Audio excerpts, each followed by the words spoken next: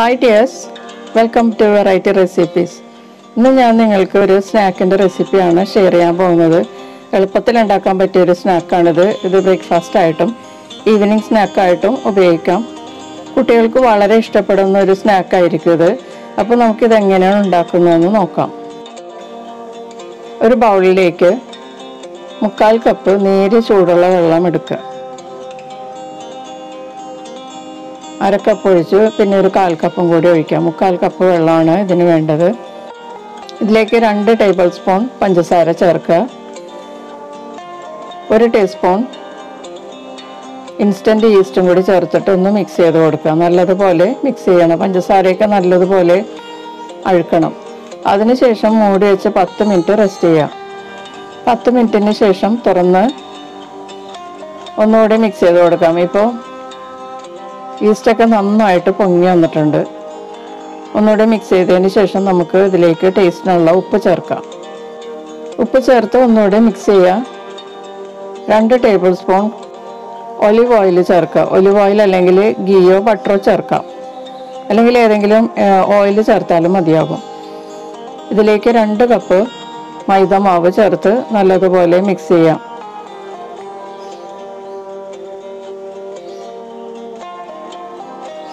ഒന്ന് നനയുന്നത് വരെ മിക്സ് ചെയ്തതിന് ശേഷം നമുക്ക് കൈകൊണ്ട് ഇത് നല്ലതുപോലെ കുഴച്ചെടുക്കാം.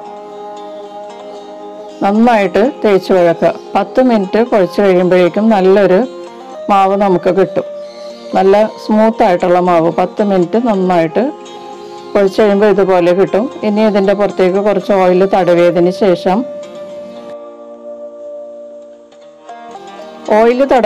ശേഷം ക്ലിംഗ് റാപ്പർ ഉപയോഗിച്ച് നമുക്ക് ഇതൊന്ന് കവർ ചെയ്ത് വെക്കാം.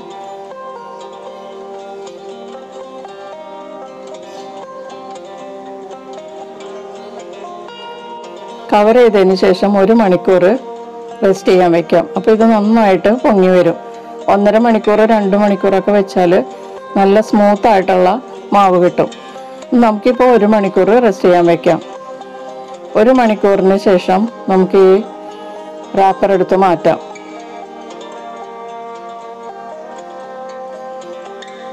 ഇനി ഇതിൽ എയർ ബബിൾസ് ഒക്കെ പോകാൻ വേണ്ടി നമുക്ക് കൈകൊണ്ടൊന്ന് പതിയെ പ്രസ് ചെയ്ത് കൊടുക്കാം. നന്നായിട്ട് ഉരുട്ടി ഒന്നുകൂടി പ്രസ് ചെയ്ത് വയ്ക്കാം.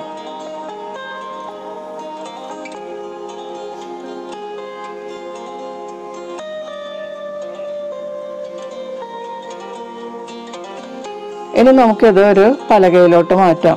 പൊടി തൂവിയിട്ട് അതിലേക്ക് മാറ്റിയതിന് ശേഷം ഒന്ന് പതിയെ റോൾ ചെയ്ത് കൊടുക്കുക. എന്നിട്ട് നമുക്കിത് 4 ഈക്വൽ ബോൾസ് ആക്കി എടുക്കാം. 4 ബണ്ണാണ് ഞാൻ ഉണ്ടാക്കുന്നത്. 4 ഈക്വൽ ഉരുളകളാക്കി മാറ്റാം. 2 കപ്പ് മൈദ മാവ് കൊണ്ട് 4 ഇതുപോലത്തെ സ്നാക്ക് ഉണ്ടാക്കാൻ പറ്റും. ഒരാൾക്ക് 1 എണ്ണം കഴിച്ചാൽ മതിയാകും. ബ്രേക്ക്ഫാസ്റ്റിനാണെങ്കിലും ഈവനിങ് സ്നാക്ക് ആണെങ്കിലും 1 എണ്ണം കഴിച്ചാൽ മതിയാകും. കുട്ടികൾക്കൊക്കെ വളരെ ഇഷ്ടപ്പെടും. 4 ഈക്വൽ ഉരുളകളാക്കി മാറ്റിയിട്ട് നമുക്കിത് കവർ ചെയ്ത് മാറ്റി വയ്ക്കാം.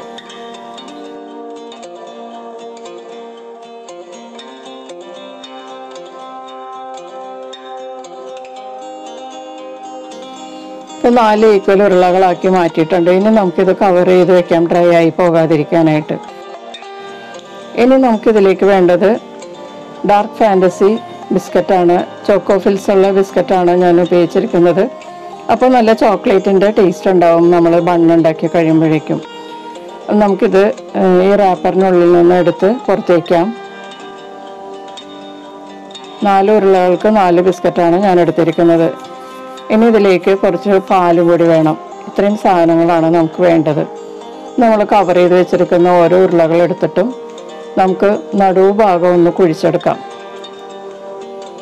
നമ്മൾ കൊഴുക്കട്ടയൊക്കെ ഉണ്ടാക്കുന്നത് പോലെ ഉള്ളുഭാഗം ഒന്ന് കുഴിച്ചെടുത്തിട്ട് ഇതിൻ്റെ ഉള്ളിലേക്ക് നമുക്ക് ഓരോ ബിസ്ക്കറ്റും എടുത്തു വയ്ക്കാം.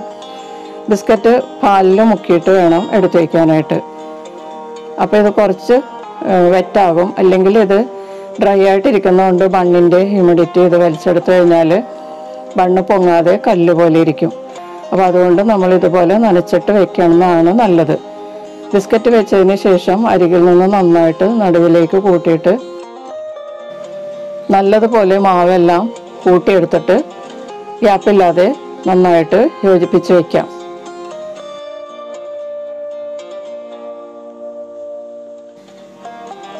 ഇപ്പോൾ ഒരു ബണ്ണ് നമ്മൾ സ്റ്റഫ് ചെയ്ത് റെഡിയാക്കി എടുത്തിട്ടുണ്ട്.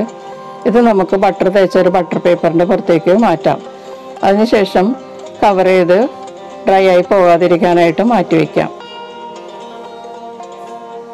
ഇനി ഇതുപോലെ നമുക്ക് ബാക്കിയുള്ള എല്ലാം റെഡിയാക്കി എടുക്കാം.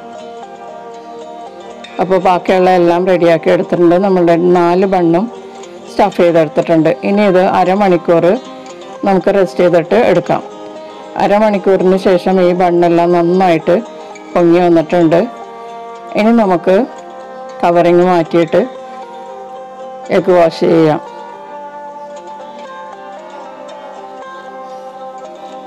എഗ്ഗ് വാഷ് ചെയ്യാം. എഗ്ഗ് യോക്ക് എടുത്തിട്ട് ഒരു ബ്രഷ് കൊണ്ട് നമുക്ക് എല്ലാ ബണ്ണിലും ഒന്ന് അപ്ലൈ ചെയ്ത് കൊടുക്കാം.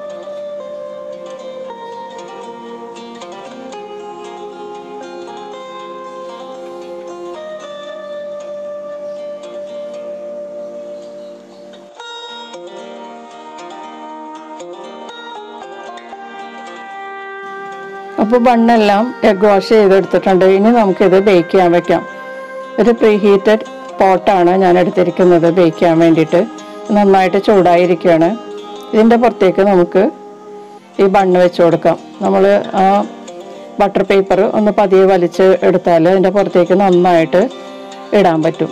എന്നിട്ട് കവർ ചെയ്ത് 35 മിനിറ്റ് മീഡിയം ഹീറ്റിൽ ബേക്ക് ചെയ്യാം. 35 മിനിറ്റിന് ശേഷം നമുക്കിത് തുറന്ന് എടുക്കാവുന്നതാണ്. ഇപ്പം നന്നായിട്ട് ബണ്ണ് ബേക്ക് ആയിട്ടുണ്ട്. നല്ല ബ്രൗൺ നിറമൊക്കെ ആയിട്ടുണ്ട്. നല്ല സോഫ്റ്റുമാണ്. ചൂട് ആറിയതിന് ശേഷം നമുക്ക് ഇത് വേറൊരു പാത്രത്തിലേക്ക് മാറ്റാം. ഇപ്പോൾ ബണ്ണൊക്കെ നന്നായിട്ട് തണുത്തിട്ടുണ്ട്. തണുത്ത് കഴിഞ്ഞാൽ നമുക്ക് പതിയെ എടുത്താൽ ഒട്ടിപ്പിടിക്കാതെ എടുക്കാൻ പറ്റും. ഇതിൻ്റെ അടിയൊന്നും കരിഞ്ഞൊന്നും പോയിട്ടില്ല. നല്ല സോഫ്റ്റ് ആയിട്ടുള്ള ബണ്ണാണ്. കുട്ടികൾക്ക് വളരെ ഇഷ്ടപ്പെടും. ചോക്ലേറ്റ് ടേസ്റ്റാണ് ഉള്ളിൽ.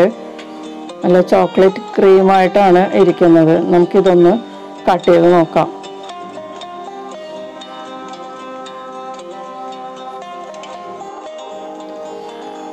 നല്ല സോഫ്റ്റ് ആയിട്ടുള്ള ബണ്ണാണ് ഇത്.